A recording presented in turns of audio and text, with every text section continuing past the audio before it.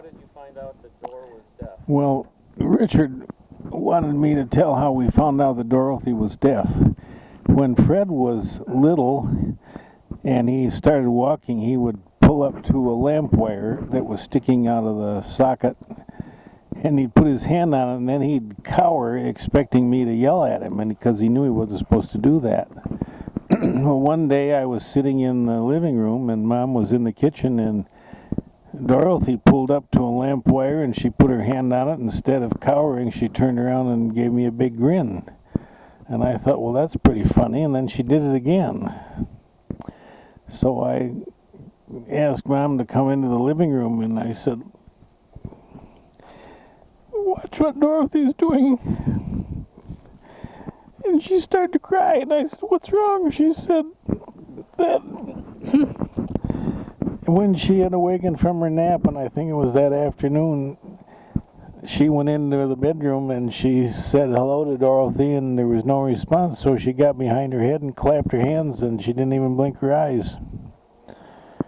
So I called the University of Alberta Hospital because they had somebody over there that could test for hearing losses, and we took her over, and the doctor put an alarm clock behind her head and set it off when she didn't even turn around or anything. And he said to Mom, "You've got a problem." That's all he said.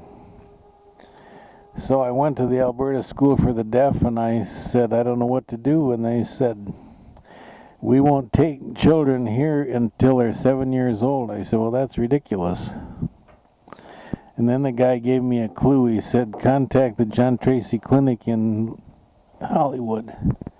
Spencer Tracy was an actor, and his son John was deaf. And they had a program to help parents of newly discovered extremely young deaf children. So I wrote them, and they sent back a lot of information. They said, get some 3x5 cards and write the name of everything on them, and then tape one to a chair and have chair there, and one to the kitchen cupboard, and one to whatever. So we had our house covered with these things. And then we told Fred that his little sister was deaf, and he said, "What can I do?" "Tell my tiny little sister grow." And I said, "Fred, you know that table I made that has the two little blue chairs?" I said, "I want you to sit on one side of it and have Dorothy sit on the other side facing you, and you just talk to her. Tell her whatever it is you're doing.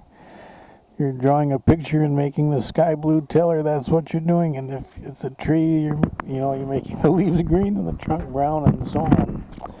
So he taught her to lip read. I had no idea what was happening. But if you think about it, if a deaf child is maybe, her head is a couple feet above the floor and she's looking up 5.5 feet to see Mom or Dad, then she gets a distorted view of the adult's face. But if she's sitting right across the table, she's at exactly the same level as Fred was. And he was kind of a weird guy. He never used baby talk. He didn't talk until he was about 2, and then he started talking in complete sentences with perfect diction. So she got the straight stuff right from the very beginning. And he taught her to lip read, and eventually Rick straightened out some of the mispronunciations of things, so the two of them